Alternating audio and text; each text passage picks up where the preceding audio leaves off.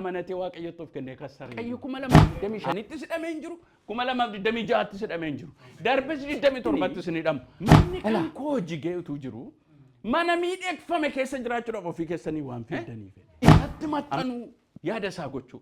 Amen. Waan nagaan keessan hirribi keessan boqonnaan keessan. Sinittani ma waaqayyo rakkina bara darbee dukkana bara darbee dhukkuba bara darbee galanni guddaan haa ta'u. Akkas jedhee yaadan ture waggaa haaraa kanatti iddoo hundumaa yoo laaltanettanii konfiraansii yoo jiraate sagantaa yoo jiraate waggaa haaraa kanatti maal jedha waaqayyo isa jedhu barbaada namni hundinuu. Anis akkasuma waaqayyoon gaafadha akka nama waaqayyo tokkotti akka nama hojii waaqayyo hojjetu tokkotti ani maalan jedha yaa waaqayyoon jedha. Waan yaade kanan dura lallaban irratti qophaa'e tokko tureera obboleessi keenya Mikaa'el Sila kadhata keessa kan inni dubbate qalqalloo haaraatti damma haaraa mata duree jedhu tokko yaade dur qophaa'een ture waan ta'eef naa salphatas waan ta'eef waaqayyo garuu didee gara kanaatti na fidennaan kana qophaa'e yeroon dubbadhu akka nuyi feenutti waa'ee ayyaana waggaa dubbachuu dhiisuu hin danda'a waan ta'eef dalgana dubatina garuu dhugumaan isinitti himaa jireenya nama baay'eetiif qoricha akka ta'e waaqayyo sagalee kana natti meera maqaan waaqayyo galateeffamu kanaafuu mata duree koo maalan jedhee firii waqtii irra darbe yookaan immoo siizanii ija siizanii neegne jechuudha siizaniidha ala yemmuu kam yemmuu garaan waaqayyo wajjin sirriitti hiriiru galanni waaqayyoodhaaf haa ta'u kutaanan isinii dubbisee dhageessaniittu keessumaa lakkoobsi 6 akkas jedha bara dhufutti Yaaqoobii hidda yaafata'edha hudhee immoo daraara'edha ija immoo godhata iji isaa immoo guutummaa biyya lafaa guuta'edha iddoon sun iddoon kun maal jettanii yoo laaltanettanii sabi kuni miidhama baay'ee keessa wal'aansoo baay'ee keessa dabarfamanii kennamuu baay'ee keessa boo'icha baay'ee keessa ture. Waaqayyo maaliif fuula isaa gara saba kanaatti deeffate yoo jettanii garaa saba kanaatu amma waaqayyoon barbaadachuutti deebi'e. Ilaa waan tokkoon isinitti barri dhufee darbuun waan tokko iyyuu miti nuuf. Waaqayyo duwwaan laphee keenya yoo geeddaree. Sababi isaa waaqayyoon taasisu takkeedhu Isaayyaas boqonnaa 5 keessa dhaxxanii yoo laaltanettanii weedduun weeddisaa jedha. Waa'ee iddoo dhaabaa wayinii kooti weedduun weeddisaa jedha. Innis immoo ani iddoo dhaabaa wayinii tokko nan qaban ture itti nan soqe bishaan itti nan naqe ija gaarii godhata jedhee nabdadhe inni garuu ija dangaggaa godhate waa'ee iddoo wayinii kooti kana dhagaa'edha maal godhu jedhe asitti garuu waaqayyo yeroo inni itti deebi'edha maalirraa kan ka'e yaada garaa isaanii waaqayyoon barbaadachuutti deeffachuu isaaniirraa kan ka'e waaqayyo yeroo hunduma maal ijin hojjeta yaada garaa ijin hojjeta ila sanitani madaga barri 2025 darbe 26 gaafa dhufu garaan keenya suma 25 ti taanani nothing new happens wanti haaraan ta'u tokko iyyuu hin jiru waaqayyo kan inni jedhu anaan isiniin saba keenyaan kan inni jedhu waaqayyo maalii dhayottanii garaa keessan sirreeffadhaa jedha waaqayyo amen ila dhagaa sanitani ma waaqayyo saati duwwaa ta'u 2026 itti labsamuudhaaf jedhu hin eegu waaqayyo sababi saati dhukkuba kana baatte wal'aansoo kana baatte ba'a kana baatte daqiiqa tokko iyyuu taa'uun akeeka waaqayyo miti waan ta'eef waaqayyo yeroon he does not wait for minutes for years for seasons waaqayyo yeroo malee haal duree malee seasonii malee nu eebbisuudhaaf akeeka qaba sababi isaa he has already given Jesus Christ Yesus Kristos fannoo irratti du'e maa'eedha macaafi inni dhukkuba keenya fudhateedha ba'aa keenya hundumaa sarra kaa'eedha inni waa'ee keenyaaf hiyyeessa ta'e nu sooressa akka taanu fedhe waaqayyo hammana Yesus Kristos irratti hojjete utuu anaaf isin garaa dhugaadhaan isa barbaannu dhukkuba keessa nu gangashu waaqayyo amen hiyyuma keessa nu gangashu waaqayyo dukkana keessa nu gangashu waaqayyo maal barbaadaree waaqayyo jettanii ijanni jedhe akka godhannutti waaqayyo maal barbaada yaanni garaa keenyaa isa jin sirriitti akka hiriiru barbaada waaqayyo amen nuyi kiristiyaanonni hawwii waggaa haaraa dubbanna miti dhugaa waaqayyo dubbanna malee amen kun isa dhugaa jireenya nama baay'ee keessatti hojjete proved ta'edha fayyise hojjete eebbise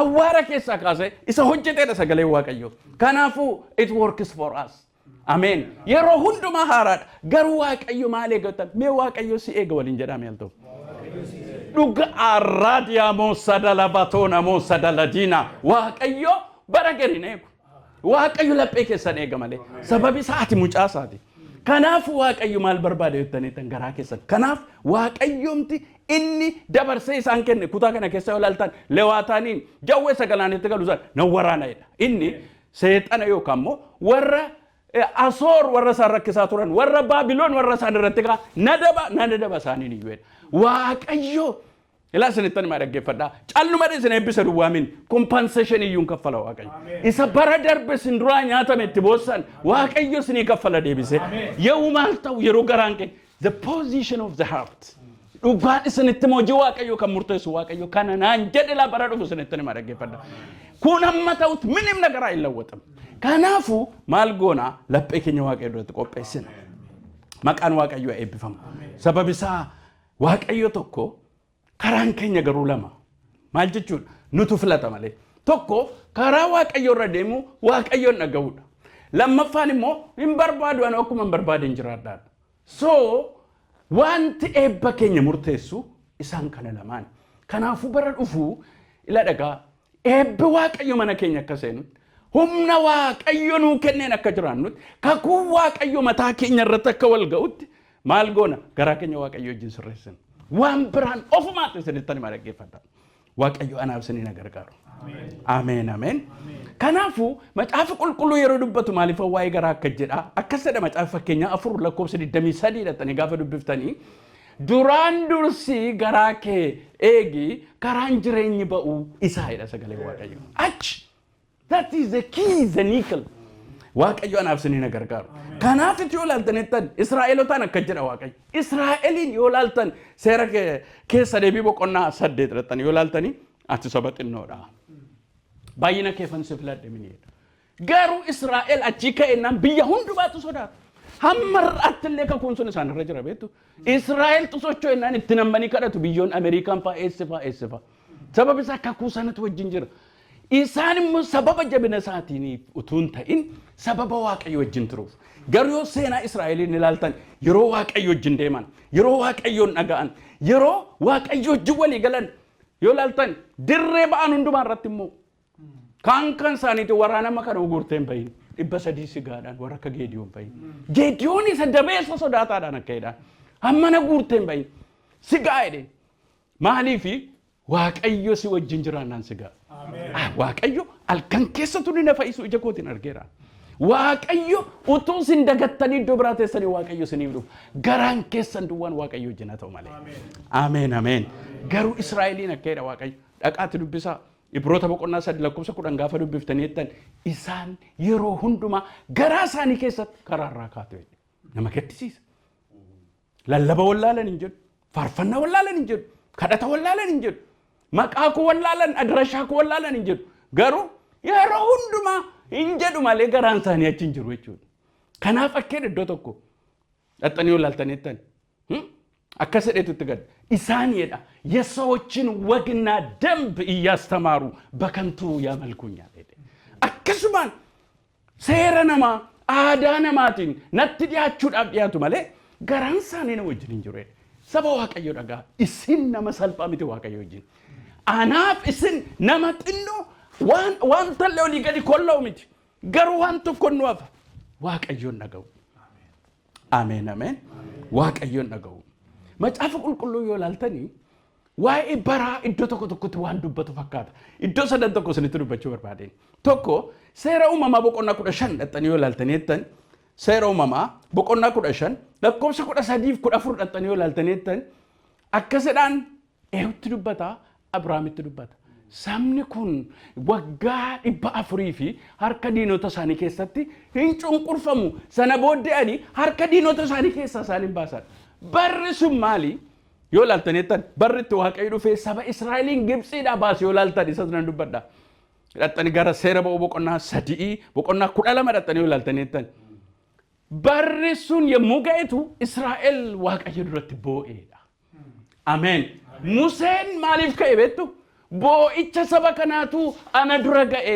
kanaafan dhufeedhe Museedha la dhagaa isinittan hima the position of the heart yaadi garaa keenya yeroo hundumaa dhuunfa waaqayyoof humna waaqayyoof eebba waaqayyootiif murteessaadha Rick Warren takka jedhe booddee dubbachuu fayyaade garuu amman dubba Rick Warren guddaan anaasiseera ammanaan akkede kitaaba isaa beektu the purpose driven life jedhu maayidha interview tokko irratti isa dhagaa macaafi kee kun maaliif akkas jaallatame namni hundinuu isa simateenaan akkas jedhe it is the spiritual sickness dhukkuba hafuuraati inni immoo rakkina addunyaa kana rukutee jirudha kanaaf akkas barbaadame purpose driven life ni garuu jedhe namichi maaliif kitaaba miliyoona 30 gurgurame kitaabi kun miliyoona 30 ol garuu kitaaba hammana qarshii bitu maaliif waaqayyo karaa kee akka gurguramu godhe jennaani maal jedhe beektu na amane waaqayyo waan ani ittiin godhu beeka jedhe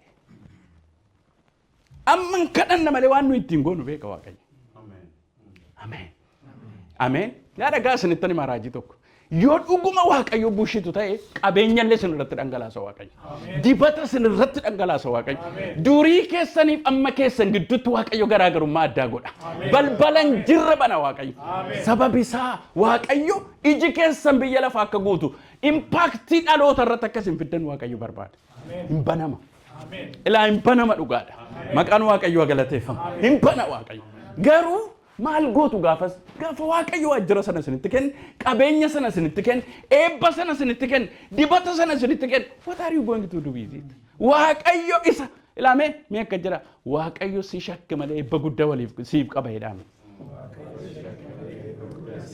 fakkeenya tokko sinitti ma warra world vision in Ethiopia da fooyyee qabu mini baay'ee anwal tokko argadheen iyyummoo allisaa naami jechuu dinnaan anumtiin barbaadu dhiisee makkana Yesuusiin galee achin biyya alaa kana nan argadha waaqayyoon dhaxanaan jedheeraa jedhetanii dhiiseen akkas jedhan namichitti lallabu tokko inni rafan aqee gaafa jireenyitti tottolee mindaan gaarii ta'ee waan hundi nu mijateedhu gaafa sarrafanitu akkas jedheen Alaazaar akkas jedhe amma ol baatanii dammaqoo eega dadhabdanii waaqayyo gadi buusee sin dadammaqsaa jedheen hin turre jaalaman turre hunda isaanii position irra warra inni dubbate gadi naqan tokko bilbilee akkuma ati jette ta'e waaqayyo gannu buuseera amma dammaqaa irradha beettu an waan an sodaadhu saba keenya yoo ol nu qabe hin dandeenyu waldaa taa'u I'm very sorry waaqayyo waaqessuu hin dandeenyu hojii waaqayyo hojjechuu hin dandeenyu garaan keenya baay'ee rakkataadha ilaa dhagaa isinitti hima waaqayyo rakkina bara darbee dukkana bara darbee dhukkuba bara darbee keessa isin hin jiraachisu bara dhufu garuu lapheen keessan waaqayyoof isa murtaa'e an waaqayyo wajjinan deema an waaqayyo wajjinan dhaga'a ani waaqayyo wajjinan tarkaanfadha ani isa waaqayyo naa kenne yaadaaf akeeka waaqayyo irra oolcheedha yeroon keenya baay'een eessatti bade beektuutu waaqessinu oduu mandaraa tara hin taane irratti nu jalaa darbe namoota dhuunfaa wajjin wallaansoo qabaa darbe እሱ ይብቃ ሜንጋ አይዳሜ ጋዳን ኤቢከኛ ዋቀዮር ከራ ኡልፍኒ ከኛ ዋቀዮር ከጅራ ኢንን ዋሜ ዋቀዮር ከናፉ ይላልተን እስራኤል ባራን በራሳፊጤ ቦይቸትከው ኤጋ ሙሴ ቦይቸ ሰበኮቲ ዳገን ገዲ ቡዳቃት ዱብሳ ሴረ ቦቦቆና ሰዲ ኢሳ ዳገን ገዲ ቦይ ማሊፍ ኢሳሳን ወረሳን ጭንቁርሰን ጀላ በውዳፍ ጀዳኒ ገረኮቲ ቦን ዳገን ገዲ ቦይ አናፍስንን ዋቀዮ ማሌ የሮት ወጋድ በፍሬ ሶዶማ ዱብናን ዱፌ ቻንጅሩ ዋቀዮ አሜን ጋሩ ዮም ጋራን ከኛ ከዋቀዮ ተው ዋቀዮ ቤካ ቶኮ ለማፋዮ ደጠን ይላልተኔ ተን ሰገሌ ዋቀዮ ከሳይ ራጂ ኤርሚያስ ዲደሚ ሰገል ሁንዱማ ከኛቱ ቤካ አኒ ዋይ ኩታ መጫፈ ቁልቁሉ አመሬፉን ሶዳቸው ተካ መጫፈ ቁልቁሉ ማይዳ ራጂ ኤርሚያስ ዲደሚ ሰገል lakkoobsa kudhanii kaasee iddoo sana dhaqee yoon dubbise baay'inatti tola akkamatti beekayyuudha garuu lakkoobsa kudhan irra isa jiru baay'ee sababa na ajaa'ibsiisuu fedheen maqaan waaqayyoo eebbifamu waggaa 70 eega dhumee booddee jedhan waaqayyo iddoo sana dhaqanii yoo laaltan garuu waggaa 70 eega dhumee booddee maaltu ta'a sagalee waaqayyoo kananii yoo yeroon ga'e natti maa gaaf tokko wajjin itti fufuu dandeenya waan ta'eef rakkoon hin jiru lakkoobsa kudhan booddee akkasidha waaqayyo akkuma durdubbadhee ture waggaa 70 mootii baabilooniif erga hojjettanii booddee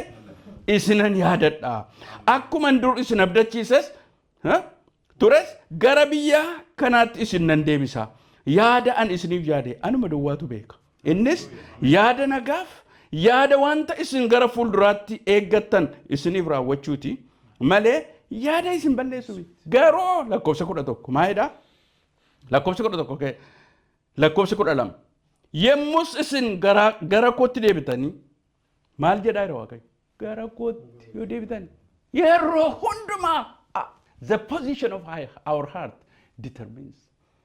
Ameen jedha kan. Dhugaan isinitti ma waan hammachuudhaaf garaan keessa yaadaa jiru waaqayyo isin hammachiisa bara dhufu. Garuu garaa keessan toleechisiisa. Waaqayyo maal godhe Israa'elaa utuman kanan dubbisina waa dubbadha. Raajii macaafa keessa akkasidha. Ani meedhe gara lafa onaattan ishee baasa jedhe. Raajii Hosee boqonnaa 2 keessa gara lafa onaatti ishee nan baasa jedhe. Waan laphee ishee rukutu isheetti dubbadhe toleen jechisiifadha. Hamma nuyi tole jennutti eebbi achi taa'a kakuunas taa'a. Hinuma dhageenya kakuu eebbi garuu nuuf dhagaa har'a toleedha. Dhugaan isinitti ma namni waaqayyoon amanatee waaqayyotti of kennee kassara hin jiru. Ameen ameen. Hin jiru isiniinis akkas hin godhu waaqayyo. Keessumaa bara kana waan isinitti baratti addunyaan an jira beeka. Ani hammana itti keessa waaqayyo xinnoo nama isaatiitiin mul'ata malee caliin jedhu waaqayyo. Ameen. Ulfinni waaqayyoodhaaf haa ta'u. Egaa iddoo kana keessaa maalidha? Yemmus isin na barbaaddattu na argattu garaa keessan hundumaan yoo na barbaaddan anis ofan isin argachiisadha. Waaqayyo isa harka duwwaa argamu miti waaqayyo. Isa waan hin yaadamin dukkana keessa jiru as baasuudhaan mul'atudha. Maqaan waaqayyoo galateeffamu. Inni sadaffaan dubbachuu barbaadu waa'ee Yesuus Kiristoos baranni dhufe. Barri murame yommuu ga'e dubartiitti kan dhalate Yesuus Kiristoosin akka nuu kenne dubbata. Barri murame maali? Barri murame sun yoo laaltanii jettan yeroo Yesuus Kiristoos dhufee dhalate it was the time of Roman peace. Yeroo warri Roomaadhaa biyya bushan karaa biyyaa biyyatti hojjetanii meesajii dabarsuudhaaf barri sun mijataa ture. Garuu isa duwwaa miti. Dhaloonni waaqayyoon sababa dhabeef bara caljechuu waaqayyo bara dukkanaa isa jedhamu 400 sana booddee yeroo dhalli namaa abdiin keenya maalidha gaaffittiru bara namni wal fixu ijaan argaatti wal qalu isa keessa Yesuus Kiristoos mootii nagaa fidee argamsiisuu barbaade waaqayyo. Ameen. Ameen ameen. Kanaafu amma isinitti himu waaqayyo 2025tti sidhamee hin jiru 2026tti sidhamee hin jiru darbes 27tti sinidhamu. Elaa gara waan ittan keessaa tuqaa akka yaadetti deemsisuu hin danda'u waan ta'eef. Akka sadadhattan yoo laaltaniittan yoo barri dhufu barrumti eebbaaf dhufu waaqayyo wajjin lapheen keenya hin jiru taanaan bara boo'ichaa nutti ta'a. Hin dagatinaa kan. Yaa dhagaa sanittan hima. Addunyaan gara isheetti adeemtu waan waaqayyo natti hime sanitti hima. Raafamni guddaan waan isin takka dhageessanii hin beekne addunyaa irratti ta'uudhaaf jira ammayyuu. Garuu warra waaqan kootii milissinan oolchachaa jira waaqayyo. Akkatti nama oolchu beeka waaqayyo. Kanaafan waan tokko isiniin jedha. Yaada garaa keessanii laphee keessan jabeessaa eeggadhaa baruma gaarii ta'e dhufuttu namin rakkata. Mee raajii Haagee boqonnaa 2 keessa dhaxxanii yoo laaltanii gara lakkoofsa 5 gaaftanii dhaxxanii yoo laaltanii akkas jedhe waaqayyo. Beekan waliin makaa jira waan hin qopheesse dheeraadha. Yaada biraas yaada hin qopheesse waan ta'eef garuu ergaadha. Raajii Haagee boqonnaa 1 keessa dhaxxanii yoo laaltanii jettan mee attam isinitti ta'ee ilaalaa jedhe waaqayyo. Baay'ee eeggattanii muraasa galfattu. Nyaattanii hin quuftan uffattanii isinitti noo'u. Hojjetaa inni mindaa fudhatee galu akka waan korojoo boorsaa tarsaa keessa kaa'atee jalaa ta'e. Maaliif beektu? Isini manni kan koo jigee utuu jiru mana miidhagfame keessa jiraachuudhaaf ofii keessanii waan fiiddanii fedhe. Amma garuu ka'aatii ol ba'a. Muka muraa hundee mana qulqullummaadhaa kaa'uu jalqabaa. Ani jedhegaa dhaqaati boqonnaa 2 lakkoofsa 18-19 raajii Haagee dhaxxanii yoo laaltan akkasidha. Amma yeroo Roomaaniin yookaan wayiniin ija kennu miti. Ani garuu yeroo kana kaasee la dhagaa isi waa'ee waggaa waa'ee maalii haasofne mini nuyi. Waaqayyo garuu ka'e yeroo sana midhaanni qotame illee lafa keessa hin jiru. Daraaree bakka hin jiru. Garuu waaqayyo sababa laphee saba kana argate maal godhanii ol ba'anii isa waaqayyo ilaalan. Mee jedha akkas isa waaqayyo ilaaluuf waaqayyo naa gargaaru ofiin jedha. Hallelujah. Maqaan waaqayyo galateeffamu. Isa waaqayyo arguudhaaf waaqayyo Jakoob ija keessa na banu. Kanaaf macaafa qulqulluu yoo laaltanii jettan waamichi isaa abdii maalii akka of keessaa qabu warri waaqayyoof qulqullaa'an itti darbanii fudhachuuf kan jiran badhaadhummaan isaa maal akka ta'e akka beektanitti ijji garaa keessanii akka banamuu kadhata kootedha Phaawulos. Ameen. Isa gaa barana guyyaarraa waan tokko dhimma hin godhatina waaqayyo koo hin dhufa jedha. Ani immoo waaqayyo wajjin walii galeedha. Kanaafitu yoo ilaaltaneettan iddoo sana keessa akka jedha yerootti roomaaniin ija kennu miti. Yerootti wayiniinis ija godhatu miti. Ani garuu yeroo kanaa kaasee Waaqayyo. Ameen. Eebbi Waaqayyo siizanii dursa beektu. Bara dursa. Guyyoota dursa. Fayyisuu Waaqayyo hin dursa. Ani guyyaa tokko waan ta'een isinitti ma Waaqayyo fayyisuunsa akka dhugaa baanu mini. Guyyaa tokko yeroo silatiin baay'ee xinnoo dhawu. Waa as keessa na deema naan. As jala na deema naannoo ayiraatti moo wanti shakkamu tokko bishaanii laa jedhamee shakkama. Hin shakkama baay'ee. Kana nama baay'ee nama darbee nama kaansariidhaan du'ee dhu'ee namni du'u. As jala gaafa na adeemu maali kun jedheen anis kaansarii shakkuuttan ka'e. Booddee adda baasee Waaqayyoon gad akka madaana dhukkuba addana kootti yeroo hin bu'u. Konfiraansiin tokko jira. Konfiraansii gaafa dhannu hin kadhatame. Hin kadhataa namoota baay'eetu kadhata ture. Namoonni kaan immoo halkan kana fayyitanii bultu. Ameen. Hamburga nama lallabuufan. Mata duree koo sanitti immoo fayyuudhaaf maal goonu mata duree durratti lallabuufadha. Maarqos boqonnaa 10 gaafas na yaadadha. Borumtaasaa sanbata guddaa kana manatu lallaba ture. Waaqayyo rafu. Mee Waaqayyo waa'ee koof rafu jedhame. Halkan sa'aatii dheeraan kadhadhe. Eegan kadhadhe booddee gaafan ciisu. Waaqayyo durattan isinitti namoonni uffata adii uffatan afur dhufanii addana koo baqassaniitu abjuu kootiin fuudhanii karaa foddaadha darbataniitu sangatanii nari. Ganama gaafan ka'u Afawarqi Fayyaadha. Lallabaaf attam mijata seetan. Ameen.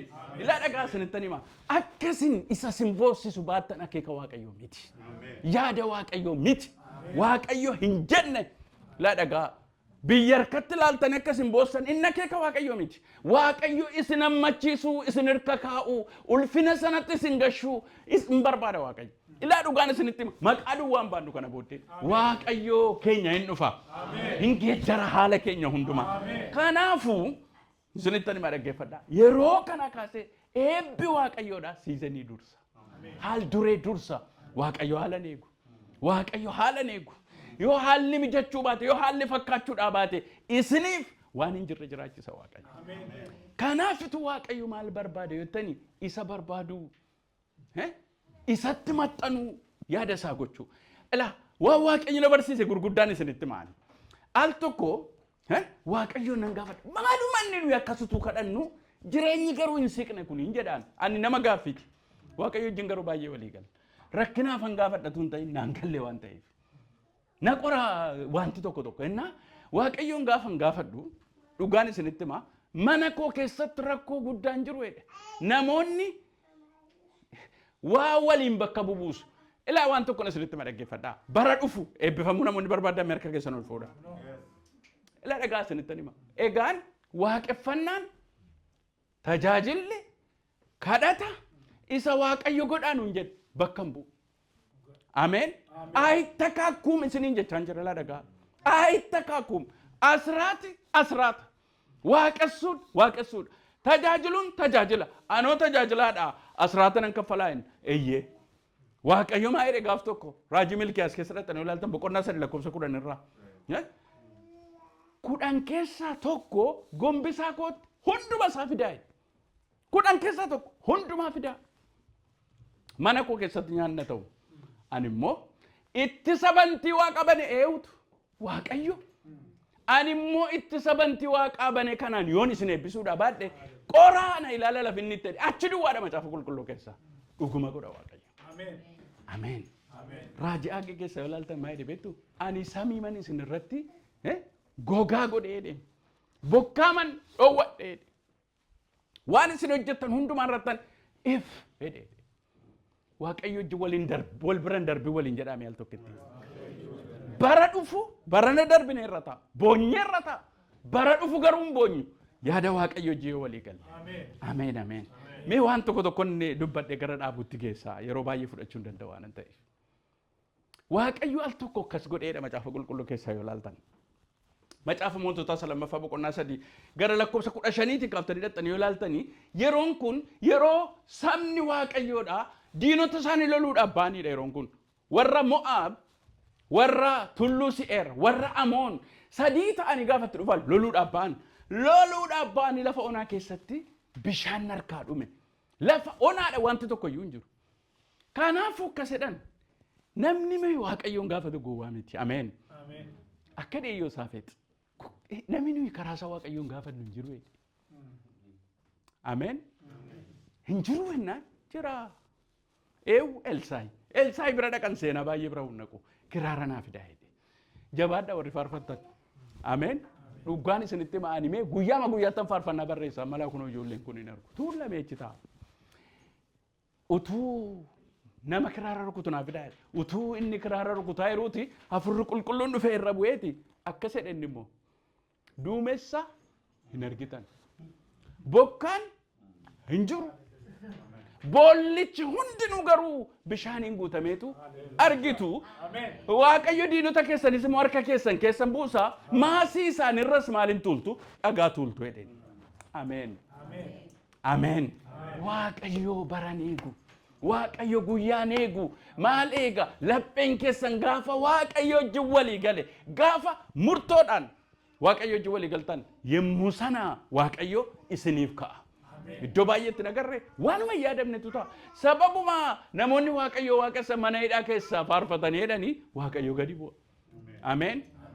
Ilaa meeqaadha baran. Waa'ee keetiif Waaqayyo barana waa godha waliin jedhame. Oh haleluuyaa. Waa dhaga'ama. Waa'ee namoota baay'ees keessa waatu dhaga'ama. Waan haaraa dhaga'ama. Waan cufame tokko baname waan hin jirru jedhame tokko jiraatame. Sababi isaa ila dhugaadha. Har'a waa lama isinitti hima. Waaqayyo waa lamatu murteessa. Tokko garaan keenya Waaqayyoof ishee jechuudha. Garaa abboomamu. Lammaffaa immoo maturity. Hin dagatinaa isaan kun lamaan they are the keys. Qulfiin isaan kana tokko nama bilchinaa waan inni itti kenne qabuu hin dandeenyetti Waaqayyo yoo itti kennes hin bada waan ta'eef hin sodaata. Nama hin abboomamne jin immoo raawwatee iyyuu hin godhu Waaqayyo. Garuu dhagaa isinitti hima. Waaqayyo hojjechuu barbaadu. Waaqayyo akkaduma caafa qulqulluun. Inni waa'ee keessan waan yaaduuf. This is not theory. Inni waa'ee keessan waan yaaduuf yaaddoo keessan hundumaa isatti gataati isa wajjin deemaa jechuudha. Isaa jechuudha. Isin waan biraa hojjedhaa jechuu miti. Waa'ee koo yaada Waaqayyo. Sila nama tokko dudda isaatu dhukkubaa kanaaf iddoo akkasii dhaquu hin danda'u oduu jedhamu hin dhaga'e. Ani immoo nama maalitti fayyuudha beektu? Riggees kootii irra nama fayyeedhaan. Latiin kunooti. Dhufanii warra kiyyuutiidhaa dhufanii achi lafana fuudhanii maal na godhanii. Waaqayyo garuu jilbeenfadhee kan naan jedhe urguuf ofirraa jedhe. Ija kootiin hin argine 2019 kaasee ija koon hin argine. Ba'aan bara kootti baadheen beenne eegasii booddeedhaan kanan baadhe. እግዚአብሔር ስለኔ ያስባል. ዋይ ከሳ ያደ ዋቀይ አከነሚ ስንላሉ ሚት አከነሚ ስንኝ ጀዱ ሚት አካል ስንኝ ጀዱ ሚት እስል ድዋን ዋቀዮ ጅወል ይገላ ኢላ ቦሎተ ቋንተ ቆደ ሰነትም በረንገዳ ጅብነራ ናም አንነን ኢሰደ ሙርቴፋ ኢላ ኡጋን ሰነትም እንጎዱ ነራ እንዴም ሜ ነመዳሉ ወዳሜ waan isin madaalleen godina isin ijoollee jaalalaati isin ijoollee Waaqayyooti nama jaalalirraa bareeduudha tokko waggaa dhufu waggaa dhiifama nama hundumaaf gochuu isiniif ta'u amma nani yaafadhan yaada koo keessa eessatti dhe dhugaan isinitti karaa isaan barbaadu sababi isaa waan tokko isinitti immoo utuu kanan godhin Waaqayyoon arga jechuun soba barana konfiraansii irratti nama ta'e ijji wal argine Jarmanii dhaqeen tureen gaafa raajii Masarat dhufe.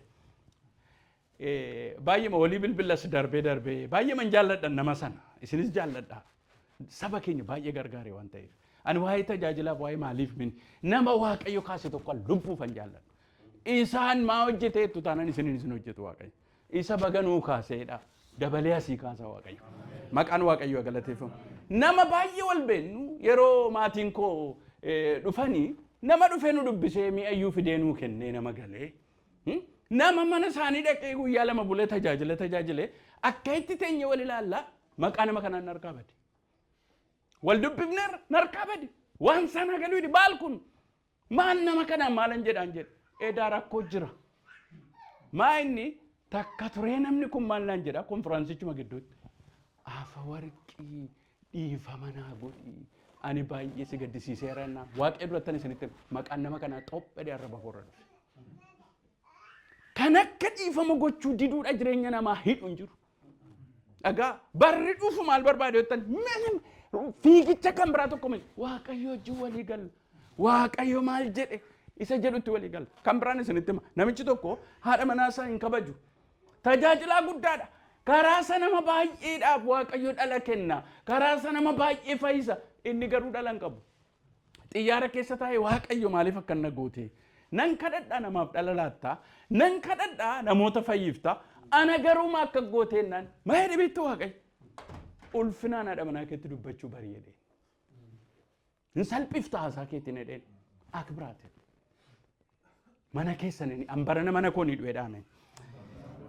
Ilaa dhugaan isinitti. Dinagdeen ni dhama, jireenyi ni dhama, fayyaan ni dhama. Waan baay'eetu hidhama. Be free. Amen. Yoo kana gootan nagaan keessan, hirribi keessan, boqonnaan keessan guddaadha. Iji isin godhattanis danuudha. Amma gara dhaabuutu geesseera. Garuu kana lamaan hin irraanfatina. Garaa waaqayyoo hin diduun qabaatina. Amen. Kan ula ofumaanii kam. Dhugaa waaqayyo fuula durattan isinitti malaa waan waaqayyo naanyi. Ofiinii kama kan nama baay'ee. Amen. Barana akka goch barreen gaddaa akka gochaa turre baranan godhu enne yoo murteeffanneen waaqayyo waaqa position laphee keenya wajjin dhaabatuudha malee words keenya wajjin miti. Dhaadannoo keenya wajjin miti. Amma waldaa baay'eedha labsaa waa'ee bara gareedu maal labsina? Already declared. Amen. Eebbaaf waamamte, ulfinaaf waamamte, jiraattee fudhachuu duwwaadha. Maqaan waaqayyoo galateeffamu. Bakka waan qofaatti declare goonu hin qabnu achi keessa gangalachaa. Menan ba'asa waaqayyo ba'i keessaa naan jedhuedha. Dhugaan isiniin jedhe. Kanaafuu as keessa har'a walii gallamini an waaqayyo duratti waadaa isini nama tokko jibbeen jiraadhu kana booddee. Lammaffaa asraati sharfeen tokko mana kootti nafu kana booddee. Addi nagar elaaga yoon asitti yoon fiduudha baaddas duwwaadhaan jedhina wanti na eeggatu dhuman qabu. Garuu waldaan keessa jiraadhutti immoo kennuu danda'u narra jira. Maal isiniin jechuu kooti amanamaa waaqayyoof. Amen. Amanama. Dura maal ilaala waaqayyo rakkataadhaa kennaa waldaadhaa kennaa jiru waaqayyo. Waldaa kootiif hin kennaa'edha. Kudhan isanuu rakkataaf laannu tun ta'in kudhan isanuu hojii mana waaqayyootiif laannuudha. Eeda'eetu mindaa keenyatti dabalee kenne gaafuma kenne. Maaliifi hin amanamaa laa'edhe. Hin amanamtii laa'edhe. Amen. Eebba barbaaddu inni baragar. Iji keessan biyya lafaa goota Israa'el isini. Israa'el waaqayyo jedhamnamni bara dhufutti haa qobidda yaafata. Hidda keessan akka jedha Efesoon boqonnaan 3 lakkoofsa 14 kaaftanii dhattanii yoo ilaaltan kanaaf abbaa duraa nan jilbeenfadha jedha Phaawulos. Amen. Amen. Amen. Waa'ee maal immoo dubbata jaalalattis hiddaaf hundee akka godhattaniif keessi namummaa keessanii humnaan akka guutamuuf jaalalli waaqayyoo ol fageenyi isaa bal'inni isaa gadi fageenyi isaa hammam akka ga'u hubachuu bira akka geessaniif naan jilbeenfadha jedha. Obboloota koo mee qarqara hin jiraatin waliin jedhame yarra. Dhugaan isinitti qarqara naagamee ana. Qarqara eebbaa, qarqara nagaa, qarqara waan baay'ee namoonni asoo macaafa qulqulluun jedhu. This is for me. Akka jedha macaafa qulqulluun keessa deebiin 28 akka jedha. Abboommi waaqayyo waaqa keetii yoo eegde. Jedha dhugumaan yoo isatti jiraattedha sagalee waaqayyo qoda bukoon kee eebbifama ufuma hedheedhe maasiin kee eebbifama hin liqeessita malee liqeeffattu hedha irra malee jalattaatu hedha yoo ilaaltaniittan kanaafuu saba waaqayyo dhaggeeffadhaa waaqayyo ofuma hin jenne. Ameen. Yeroo darbe iddoo kanatti dubbadheera waaqayyo ofuma hin jenne dubbicheedha afaan kee keessaa garaa kee keessa jira sitti fagoon jiru inni kam dubbiin jireenyaa dubbiin eebba baatu dubbiin hiikama kunooti. Ameen. Ameen. Ameen. Kanaafuu waaqayyo maal barbaade jettanii namni isa nu lallabnu waatu hin ta'in attamitti akka waaqayyo ilaaluun beeku namoonni baay'een biyya bakkeetti isa karaa irratti lallaban kana jedhu natti tolas gar tokko immoo noo jireenyaa noo banne maaluu lallabnaan ni dhumu na yaachisa gar tokko. Ela garuu waan waaqayyo barbaadu isinitti isinuma gaafa argu namni annama waaqayyo ta'uun barbaada isiniin jedhu. Ameen.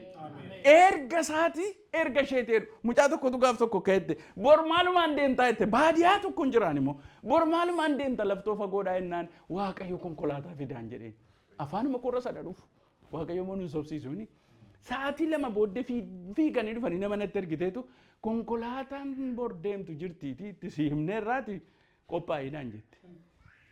Ganama mucaan kun dhuftee na bira teesse waaqayyoon kee kun meette anaafis waaqayyoo kooti. Isanni waaqayyo barbaadu hin jedhe. Ilaa dhagaa mana keessanitti waa hojjeta waaqayyo. Jireenya keessan irratti waa hojjeta waaqayyo. Isa biyyittiin du'erraa isin fayyitaniitu waaqayyo dhuguma jiraedha. Kana barbaada waaqayyo. Maal jedha? Hudhee daraaraa. Ija godhataa. Iji isaa immoo biyya lafaarra guutaadha. Kadhanna sagalee makanaan waaqayyo maqaan isaa kadhate. Haleluuyaa. Hin shakkinaasin. Hin shakkinaa waaqayyo bara maaliif fida? Guyyaa akka lakkoofnuuf tun ta'in keessatti eebba waaqayyo akka lakkoofnuuf, keessatti ulfina waaqayyo akka lakkoofnuuf, keessatti haaromsa akka arginuuf nutu gargaarira malee amma waaqayyo Itoophiyaa irra yoo ta'e borii isaaf waggaa haaraa miti. Garuu nuyi irra galanni guddaan haa ta'u akkas jedhee yaadan ture waggaa haaraa kanatti iddoo hundumaa yoo laaltanettanii konfiraansii yoo jiraate sagantaa yoo jiraate waggaa haaraa kanatti maal jedha waaqayyo isa jedhu barbaada namni hundinuu. Anis akkasuma waaqayyoon gaafadha akka nama waaqayyo tokkotti akka nama hojii waaqayyo hojjetu tokkotti ani maalan jedha yaa waaqayyoon jedha. Waan yaade kanan dura lallaban irratti qophaa'e tokko tureera obboleessi keenya Mikaa'el Sila kadhata keessa kan inni dubbate qalqalloo haaraatti damma haaraa mata duree jedhu tokko yaade dur qophaa'een ture waan ta'eef naa salphatas waan ta'eef waaqayyo garuu didee gara kanatti na fidennaan kana qophaa'e yeroon dubbadhu akka nuyi feenutti waa'ee ayyaana waggaa dubbachuu dhiisuu hin danda'a waan ta'eef dalgana dubatina garuu dhugumaan isinitti himaa jireenya nama baay'eetiif qoricha akka ta'e waaqayyo sagalee kana natti meera. Maqaan waaqayyoo galateeffamu.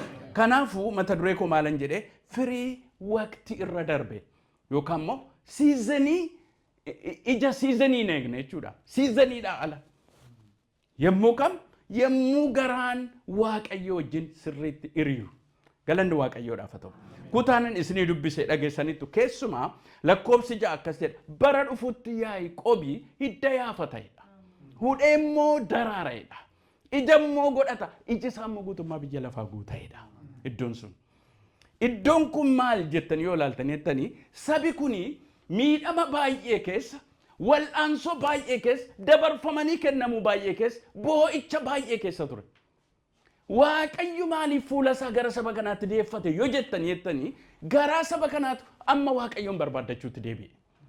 Ilaa waan tokkoon isinitti barri dhufee darbuun waan tokko iyyuu miti nuuf.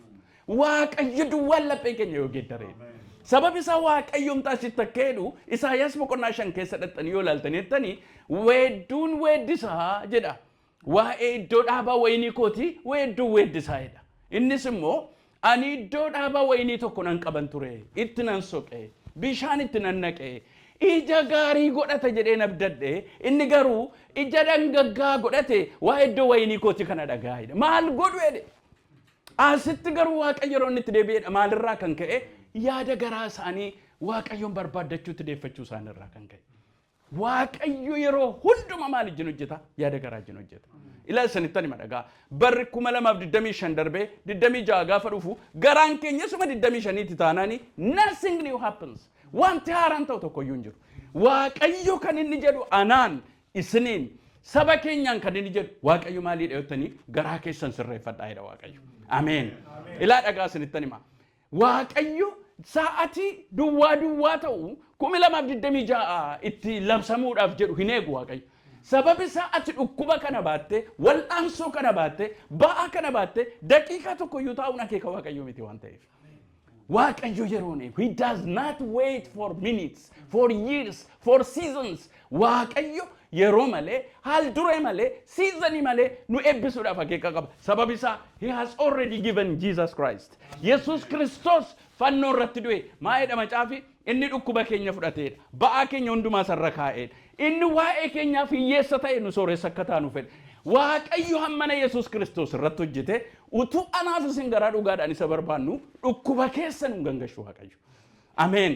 Hiyyuma keessa nu gangashu waaqayyo.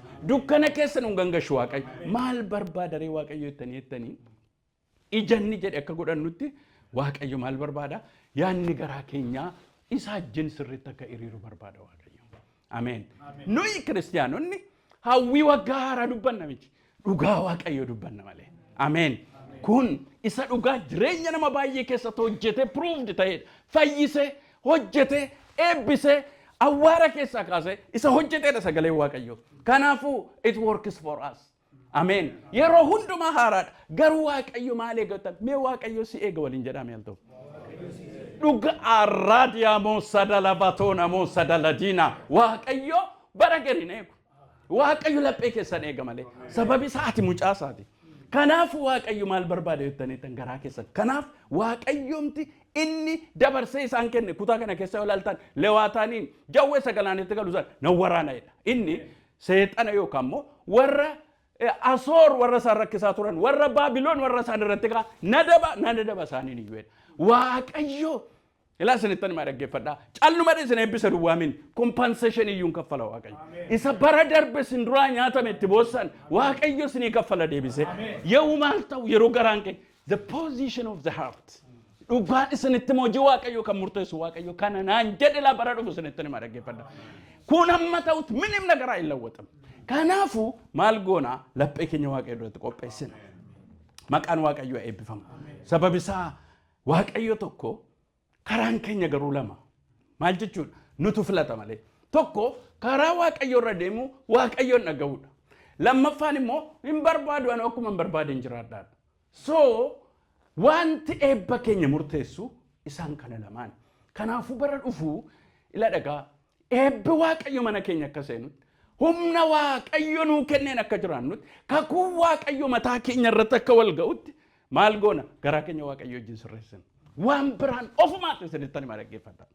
Waaqayyo anaaf isiniin gargaaru. Ameen ameen.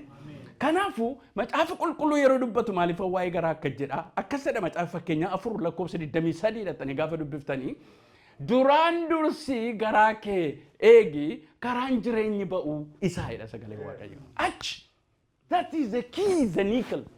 Waaqayyo anaaf isiniin gargaaru. Kanaaf itti yoo ilaaltanittan Israa'elotaan akka jedha waaqayyo. Israa'eliin yoo ilaaltan seera keessa deebii boqonnaa 8 dhattanii yoo ilaaltanii ati saba xinnoodha. Baay'ina keefan si filadhe miniidha. Garuu Israa'el achi ka'ennaan biyya hundumaatu sodaata. Hamma har'attillee kakuun sun isaan irra jira beektu.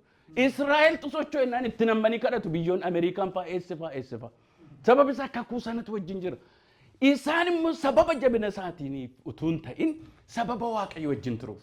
Garuu yoo seenaa Israa'eliin ilaaltan yeroo waaqayyo wajjin deeman, yeroo waaqayyoon dhaga'an, yeroo waaqayyo wajjin walii galan yoo ilaaltan dirree ba'an hundumaa irratti immoo kan isaaniitti waraana maka gurteen bahin 300 sigaadhaan warra akka Geediyoon bahin. Geediyoon isa dabeessa sodaataadhaan akka jedhaan hammana gurteen bahin sigaa jedhee maaliifi waaqayyo si wajjin jiraannaan sigaa. Waaqayyo halkan keessa tuni na fayyisu ija kootiin argeera.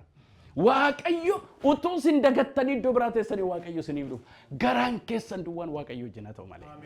Ameen ameen. Garuu Israa'eliin akka jedha waaqayyo dhaqaatti dubbisaa. Ibroota boqonnaa 3 lakkoofsa 10 gaafa dubbiftanii jettan isaan yeroo hundumaa garaa isaanii keessatti karaa irraa kaatu jedhe. Nama gaddisiisa. Lallaba wallaalan hin jedhu. Faarfannaa wallaalan hin jedhu. Kadhata wallaalan hin jedhu. Maqaa koo wallaalan adrashaa koo wallaalan hin jedhu. Garuu yeroo hundumaa hin jedhu malee garaan isaanii achi hin jiru jechuudha. Kanaaf akkeen iddoo tokko dhaxxanii wallaaltanii jettan. Akkas jedheetutti gad isaan jedha የሰዎችን ወግና ደንብ እያስተማሩ በከንቱ ያመልኩኛል ሄደ akkasumaan seera namaa aadaa namaatiin natti dhiyaachuudhaaf dhiyaatu malee garaan isaanii na wajjin hin jiru saba waaqayyo dhagaa isin nama salphaa miti waaqayyo wajjin anaaf isin nama xinnoo waan tallee olii gadi kolla'u miti garuu waan tokko nu hafa waaqayyoon dhaga'u ameen ameen waaqayyoon dhaga'u macaafa qulqulluu yoo ilaaltanii waa'ee baraa iddoo tokkotti waan dubbatu fakkaata. Iddoo sadan tokko isinitti dubbachuu barbaadeen. Tokko seera uumamaa boqonnaa 15 dhaxxanii yoo ilaaltanii jettan seera uumamaa boqonnaa 15 lakkoofsa 13 fi 14 dhaxxanii yoo ilaaltanii jettan akkasidhaan eehutti dubbata Abrahaamitti dubbata. Sabni kun waggaa 400 fi harka diinota isaanii keessatti hin cunqurfamu. Sana booddee ani harka diinota isaanii keessaa isaan hin baasan. Barri sun maali? Yoo ilaaltanii jettan barri itti waaqayyo dhufee saba Israa'eliin Gibxiidhaa baase yoo ilaaltan isa nan dubbadha. Dhaxxanii gara seera ba'uu boqonnaa 3 boqonnaa 12 dhaxxanii yoo ilaaltanii jettan barri sun yommuu ga'etu Israa'el waaqayyo duratti boo'eedha. Ameen. Museen maaliif ka'e beektu? boo'icha saba kanaatu ana dura ga'e kanaafan dhufeedhe Museedhaan. Ladhagaa isinitti hima. The position of the heart. Yaadi garaa keenya yeroo hundumaa dhuunfa Waaqayyoof, humna Waaqayyoof, eebba Waaqayyootiif murteessaadha. Rick Warren takka jedhe booddee dubbachuuf yaade garuu amman dubba. Rick Warren guddaan anaasiseera ammanaan. Akka jedhe kitaaba isaa beektu The Purpose Driven Life jedhu. Maayidhaa interview tokko irratti isa dhagaa. Macaafi kee kun maaliif akkas jaallatame namni hundinuu isa simate jennaan akkas jedhe. It is the spiritual sickness. Dhukkuba hafuuraati. Inni immoo rakkina addunyaa kana rukutee jirudha. Kanaaf akkas barbaadame purpose driven life ni. Garuu jedhe namichi maaliif kitaaba miliyoona 30 gurgurame kitaabi kun miliyoona 30 ol garuu kitaaba hammana qarshii bitu maaliif Waaqayyo karaa kee akka gurguramu godhe jennaani maal jedhe beektu na amane Waaqayyo waan ani ittiin godhu beeka jedhe amman kadhanna malee waan nu ittiin godhu beeka Waaqayyo amen amen yaada gaasinitti ni maraajii tokko yoo dhuguma Waaqayyo bushitu ta'e qabeenyallee sinirratti dhangalaasa Waaqayyo dibata sinirratti dhangalaasa Waaqayyo durii keessaniif amma keessan gidduutti Waaqayyo garaagarummaa addaa godha balbalan jirra bana Waaqayyo sababi isaa Waaqayyo iji keessan biyya lafaa akka guutu impaktii dhaloota irratti akkas hin fiddan Waaqayyo barbaada hin banama ilaa hin banama dhugaadha maqaan Waaqayyo galateeffama hin bana Waaqayyo garuu maal gootu gaafas gaafa Waaqayyo ajjira sana sinitti kenn qabeenya sana sinitti kenn eebba sana sinitti kenn dibata sana sinitti kenn what are you going to do with it Waaqayyo isa ilaame mee akka jira Waaqayyo si shakke malee eebba guddaa waliif siif qaba jedhame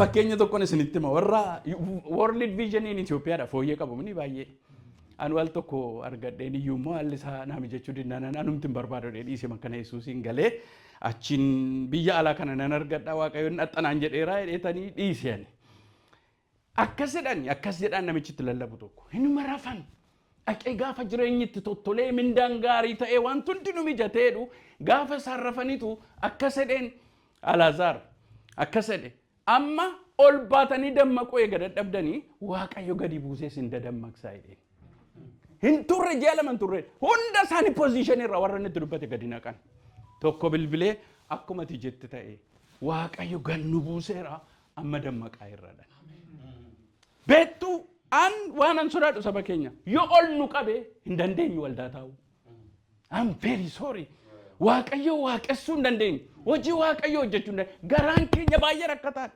ilaa dhagaa isinitti hima Waaqayyo rakkina bara darbee dukkana bara darbee dhukkuba bara darbee keessa isin hin jiraachisu bara dhufu garuu lapheen keessan Waaqayyoof isa murtaa'e an Waaqayyo wajjinan deema an Waaqayyo wajjinan dhaga'a ani Waaqayyo wajjinan tarkaanfadha ani isa Waaqayyo naa kenne yaadaaf akeeka Waaqayyo irra oolcheedha yeroon keenya baay'een eessatti badee beektuutu waaqessinu oduu mandaraa tara hin taane irratti nu jalaa darbe namoota dhuunfaatti wallaansoo qabaa darbe Isu yibqa.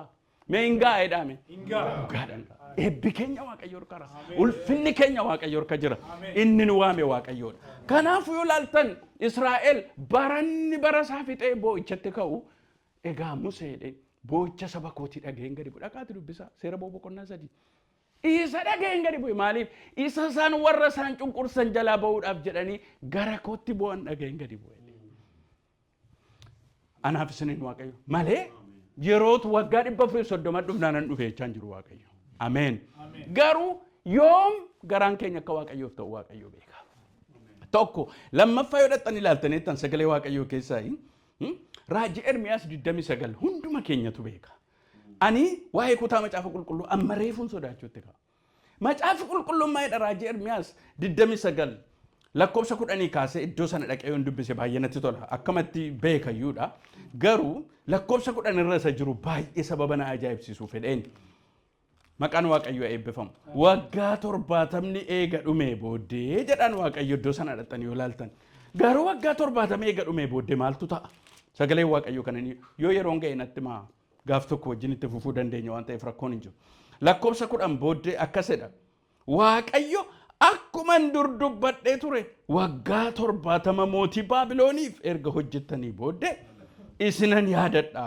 Akkuma dur isin abdachiises tures gara biyya kanaatti isin nan deebisa yaada an isiniif yaade anuma duwwaatu beeka innis yaada nagaaf yaada wanta isin gara fuulduraatti eeggattan isiniif raawwachuuti malee yaada isin balleessu garoo lakkoofsa 11 maayidha lakkoofsa 11 lakkoofsa 12 yemmus isin gara kootti deebitanii maal jedhaa yeroo waaqayyo gara kootti yoo deebitanii yeroo hundumaa the position of our heart determines Amen jedha kan dhugaan isinittima waan hammachuudhaaf garaan keessa yaadaa waaqayyo isin hammachiisa bara dhufu garuu garaa keessan toleechisiisa waaqayyo maal godhe Israa'elaa utuma kana dubbisina waa dubbadha raajii macaafa keessa akkasedha ani meedhe gara lafa onaattan ishee baasa jedhe raajii Hosee boqonnaa 2 keessa gara lafa onaatti ishee nan baasa jedhe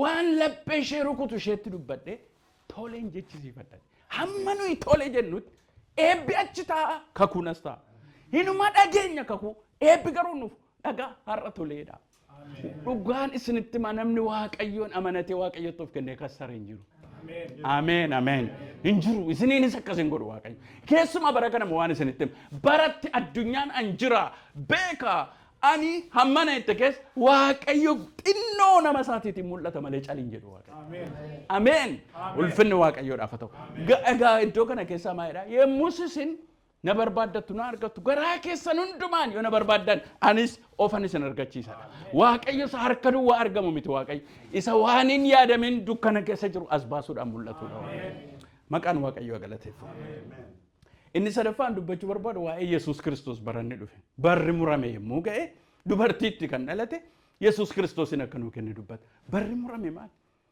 barri murame sun yoo laaltaniittan yeroo Yesuus Kiristoos dhufee dhalate it was the time of Roman peace yeroo warri Roomaadha biyya bushan karaa biyyatti hojjetanii meesajii dabarsuudhaaf barri sun mijataa ture garuu isa duwwaa miti dhaloonni waaqayyoon sababa dhabeef bara caljechuu waaqayyo bara dukkanaa isa jedhamu 400 sana booddee yeroo dhalli namaa abdiin keenya maalidha gaaffittiru bara namni wal fixu ijaan argaatti wal qalu isa keessa Yesuus Kiristoos mootii nagaa fidee argamsiisuu barbaade waaqayyo Amen Amen Amen kanaafu amma isinitti waaqayyo 2025tti sidhamee hin jiru 2026tti sidhamee hin jiru darbes 27tti isinidhamu ala gara waan ittan geessaa tuqaa akka yaadetti deemsisuu hin danda'u waan ta'eef akkasa dhadhaxan yoo laaltaniittan yoo barri dhufu barrumti eebbaaf dhufu waaqayyo jillapheen keenya hin jiru taanaan bara boo'ichaa nutti ta'a hin dagatinaa kan yaa dhagaa sanittan hima addunyaan gara isheetti deemtu waan waaqayyo natti mele sanitti hima raafami guddaan waan isin takka dhageessanii hin beekne addunyaa irratti ta'uudhaaf jira ammayyuu garuu warra waa kan kootii milissinan oolchachaa jira waaqayyo akkatti nama oolchu beeka waaqayyo kanaafan waan tokko isiniin jedha yaada garaa keessanii laphee keessan jabeessaa eeggadhaa baruma gaarii ta'e dhufuttu namin rakkata mee raajii Hagee boqonnaa 2 keessa dhaqxanii yoo laaltanii gara lakkoofsa 5tti gaaftanii dhaqxanii yoo laaltanii akkas jedhe waaqayyo beekan waliin makaa jira waan hin qopheesse dheeraadha yaada biraas yaadiin qopheesse waan ta'eef garuu ergaadha raajii Hagee boqonnaa 1 keessa dhaqxanii yoo laaltanii mee attam isinitti ta'e ilaalaa jedhe waaqayyo baay'ee eeggattanii muraasa galfattu nyaattanii hin quuftan uffattanii isinitti na'u hojjetaa inni mindaa fudhatee galu akka waan korojoo boorsaa tarsaa keessa kaa'atee jalaa ta'e maaliif beektu isini manni kan koo jigeetu jiru mana miidhagfame keessa jiraachuudhaaf ofii keessanii waan fiiddanii fedhe amma garuu ka'aati ol baa muka mura hundee mana qulqullummaadhaa kaa'uu jalqabaa ani jedhega dhaqaati boqonnaa 2 lakkoofsa 18-19 raajii Hagee dhaqxanii yoo laaltan akkasidha amma yeroo Roomaaniin yookaan wayiniin ija kennu miti ani garuu yeroo kana kaasee la dhagaa isi waa'ee waggaa waa'ee maali haasofna namni waaqayyo garuu ka'e yeroo sana midhaanni qotame illee lafa keessa hin jiru daraaree bakka hin jiru garuu waaqayyo sababa laphee saba kana argate maal godhanii ol ba'anii isa waaqayyo ilaalan mee jedha akkas isa waaqayyo ilaaluuf waaqayyo naa gargaaru ofiin jedha haleluuyaa maqaan waaqayyo galateeffamu isa waaqayyo arguudhaaf Waaqayyo ija koof ija keessa na banu. Kanaaf macaafa qulqulluu yoo ilaaltaniittan waamichi isaa abdii maalii akka of keessaa qabu warri Waaqayyoof qulqullaa'an itti darbanii fudhachuuf kan jiran badhaadhummaan isaa maal akka ta'e akka beektanitti iji garaa keessanii akka banamuu kadhata kootedha Phaawulos. Ameen. Isa gaa barana guyyaarra waan tokko dhimma hin godhatina Waaqayyo koo hin dhufedha. Ani immoo Waaqayyo wajjin walii galeedha. Kanaafituu yoo ilaaltaniittan iddoo sana keessa akka jedha. Yerootti Roomaaniin ija kennu miti. Yerootti wayiniinis ija godhatu miti. Ani garuu yeroo kanaa kaasee Waaqayyo. Ameen. Eebbi Waaqayyo siizanii dursa beektu. Bara dursa. Guyyoota dursa. Fayyisuu Waaqayyo hin dursa. Ani guyyaa tokko waan ta'in isinitti Waaqayyo fayyisuunsa akka dhugaa baanu mini. Guyyaa tokko yeroo silatiin baay'ee xinnoo dhahu. Waa as keessa na deemanaan. As jala na deema. Naannoo ayiraatti moo wanti shakkamu tokko bishaanii laa jedhamee shakkama. Hin shakkama baay'ee. Kana nama baay'ee nama darbee nama kaansariidhaan du'ee namni du'u. As jala gaafa na adeemu maali kun jedheen anis kaansarii shakkuuttan ka'e. Booddee adda baasee Waaqayyoon gad akka madaana dhukkuba addana kootti yeroo hin bu'u. Konfiraansiin tokko jira. Konfiraansii gaafa dhannu hin kadhatame. Hin kadhataa namoota baay'eetu kadhata ture. Namoonni kaan immoo halkan kana fayyitanii bultu. Ameen. Hamburga nama lallabuufan. Mata duree koo sanitti immoo fayyuudhaaf maal goonu mata duree durratti lallabuufadha. Maarqos boqonnaa 10 gaafas na yaadadha. Borumtaasaa sanbata guddaa kana manatu lallaba ture. Waaqayyo rafu. Mee Waaqayyo waa'ee koof hin rafu jedhame. Halkan sa'aatii dheeraan kadhadhe. Eegan kadhadhe booddee gaafan ciisu. Waaqayyo durattan isinitti hima. Namoonni uffata adii uffatan 4 dhufanii addana koo baqassaniitu abjuu kootiin fuudhanii karaa foddaadha darbataniitu isaan gatanii nari. Ganama gaafan ka'u Afawarqi Fayyaadha. Lallabaaf attam mijata seetan. Ameen. Ilaa dhagaa isinittan hima. Akkasin isa simboosisu baattan akeeka Waaqayyoo miti. Yaada Waaqayyoo miti. Waaqayyo hin jenne. Ilaa dhagaa biyya harkatti ilaaltan akka simboossan inni akeeka Waaqayyoo miti. Waaqayyo isin hammachiisuu isin hirka kaa'uu ulfina sanatti isin gashuu isin barbaada Waaqayyo. Ilaa dhugaan isinitti maqaa duwwaan baannu kana booddee Waaqayyo keenya hin dhufa. Hin geeddara haala keenya hundumaa. Kanaafuu isinittan hima dhaggeeffadhaa. Yeroo kana kaasee eebbi Waaqayyoodhaa siizanii dursa. Haal duree dursa. Waaqayyo haala eegu. Waaqayyo haala eegu. Yoo haalli mijachuu baate yoo haalli fakkaachuudhaa baate isiniif waan hin jirre jiraachisa Waaqayyo. Kanaafitu Waaqayyo maal barbaade yottani isa barbaaduu isatti maxxanuu yaada isaa gochuu. Ilaa waan Waaqayyo na barsiise gurguddaan isinitti maali? Al tokko Waaqayyo nan gaafadha. Maaluma inni nuyi akkasitu kadhannu jireenyi garuu hin siqne kun hin jedhaan. Ani nama gaaffiti. Waaqayyo wajjin garuu baay'ee walii gala. Rakkinaaf han gaafadhatu hin ta'in naan galle waan ta'eef. Na qora wanti tokko innaa Waaqayyoon gaafan gaafadhu dhugaan isinitti hima mana koo keessatti rakkoo guddaan jiru jedhe. Namoonni waa waliin bakka bubuusu. Ilaa waan tokko isinitti hima dhaggeeffadhaa. Bara dhufu eebbifamuu namoonni barbaadan harka keessan ol fuudha. Ilaa dhagaa isinitti hima. Egaan waaqeffannaan tajaajilli kadhata isa Waaqayyo godhaan hin jedhe bakka hin bu'u. Ameen. Aitakakum isinin jechaan jira laa dhagaa. Aitakakum asraata. Waaqessuudha. Tajaajiluun tajaajila. Anoo tajaajilaadha. Asraata nan kaffalaayin. Eeyyee. Waaqayyo maa jedhe gaaf tokko. Raajii Milkiyaas keessa dhaqxanii ilaaltan boqonnaa 3 lakkoofsa 10 irraa. 10 keessaa tokko gombisaa kootti hunduma isaa fidaa. 10 keessaa tokko hundumaa fidaa. Mana koo keessatti nyaanna ta'u. Ani immoo itti sabantii Waaqa bane eewutu Waaqayyo. Ani immoo itti sabantii Waaqa bane kanaan yoon isin eebbisuudha baadhe qoraana ilaala lafinni itti achi duwwaadha macaafa qulqulluu keessa dhuguma godha Waaqayyo. Ameen. Raajii Haagee keessa yoo ilaaltan maa jedhe beektu ani samii man isin irratti gogaa godhee deema.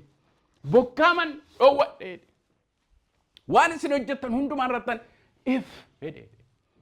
Waaqayyo waliin wal biran darbii waliin jedhame al tokkitti. Bara dhufu barana darbine irrata boonye irrata bara dhufu garuu boonyu yaada Waaqayyo jee walii galle. Ameen.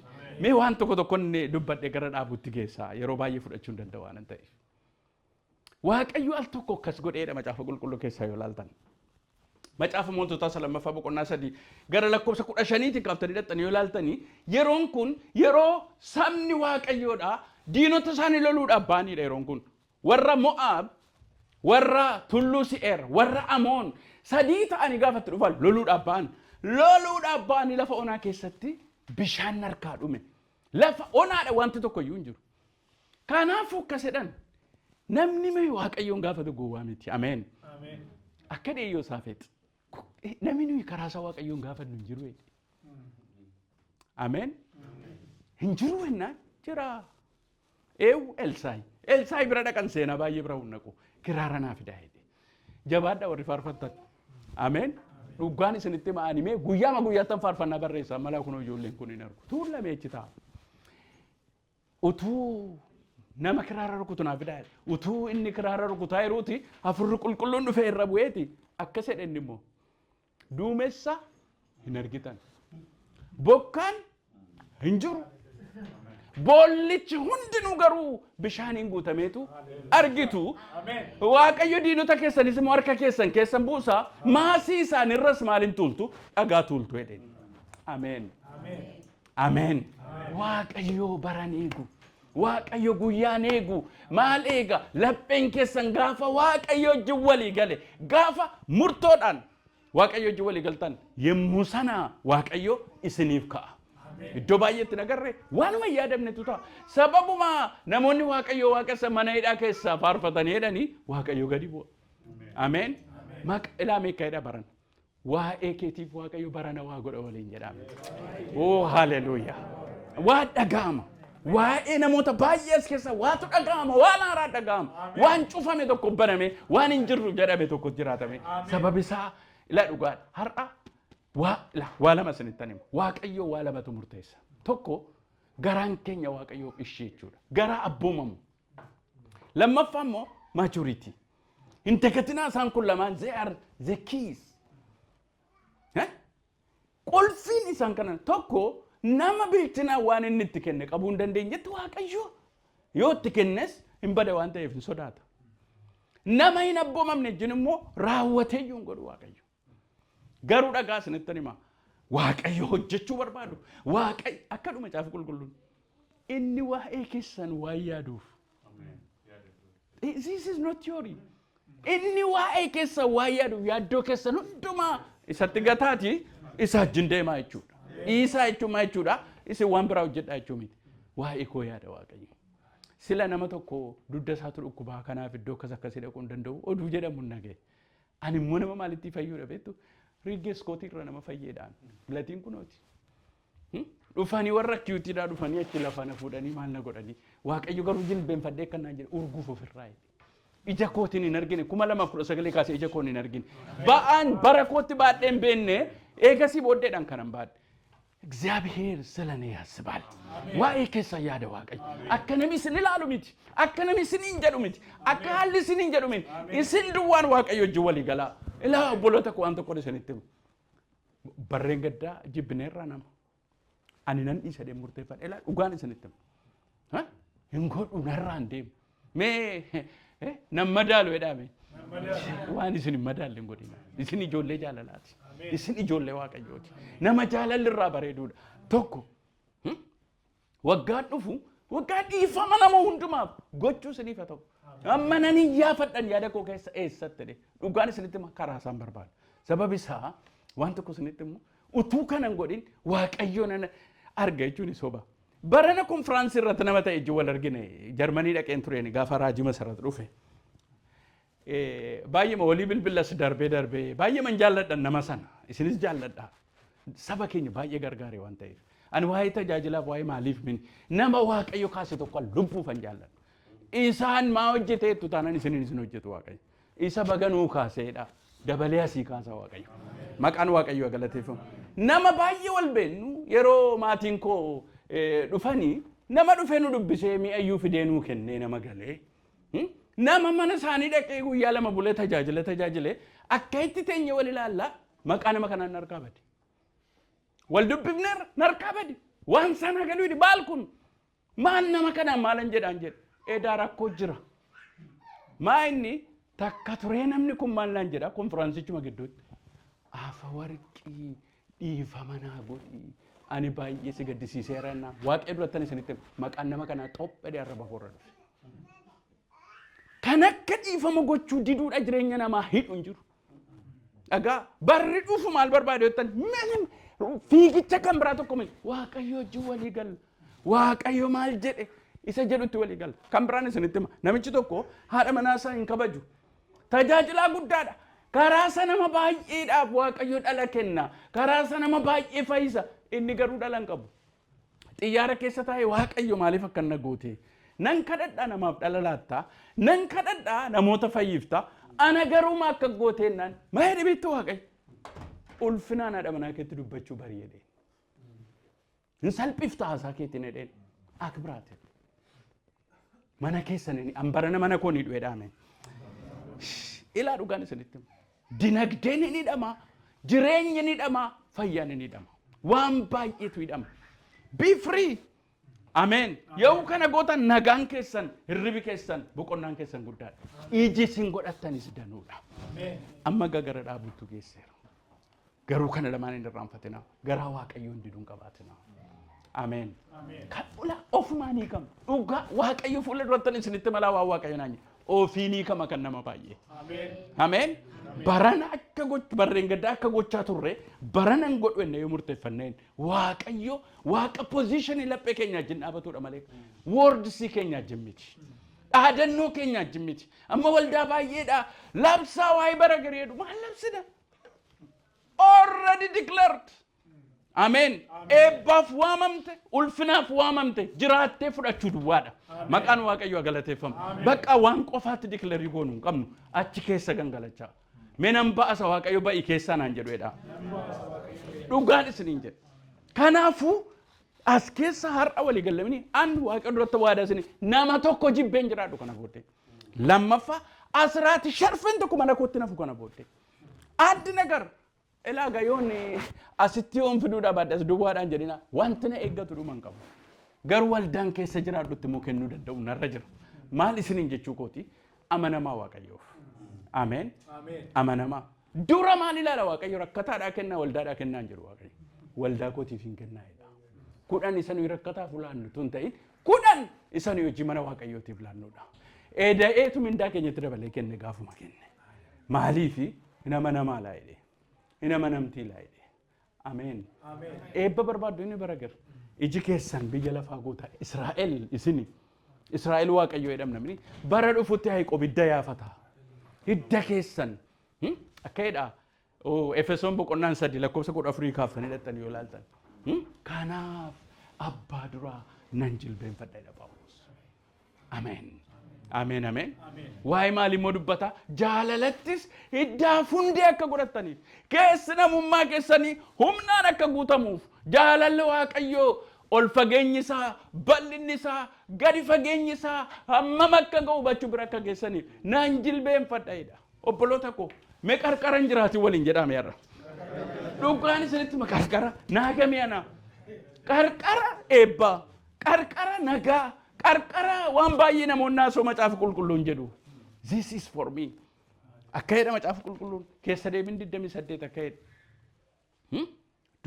abboommi Waaqayyo waaqa keetii yoo eegde jedha dhugumaan yoo isatti jiraattedha sagalee Waaqayyo qoda bukoon kee eebbifama maa ufuma hedheere maasiin kee eebbifama hin liqeessita malee liqeeffattu jedha irra malee jalattaatu jedha yoo laaltaniittan kanaafuu saba Waaqayyo dhaggeeffadhaa Waaqayyo ofuma hin jenne amen yeroo darbe iddoo kanatti dubbadheera Waaqayyo ofuma hin jenne dubbicheedha afaan kee keessaa garaa kee keessa jira sitti fagoon jiru inni kam dubbiin jireenyaa dubbiin eebba baatu dubbiin hiikamaa kunooti amen amen amen kanaafuu Waaqayyo maal barbaade jettanii namni isa nu lallamnu duwwaatu hin ta'in attamitti akka Waaqayyo ilaaluun beeku namoonni baay'een biyya bakkeetti sakaraa irratti lallaban kana jedhu natti tolas gar tokko immoo noo jireenyaa noo banne maaluu lallamnaan jedhu na yaachisa gar tokko ilaa garuu waan Waaqayyo barbaadu isinitti isinuma gaafa argu namni annama Waaqayyo ta'uun barbaada isiniin jedhu Ameen.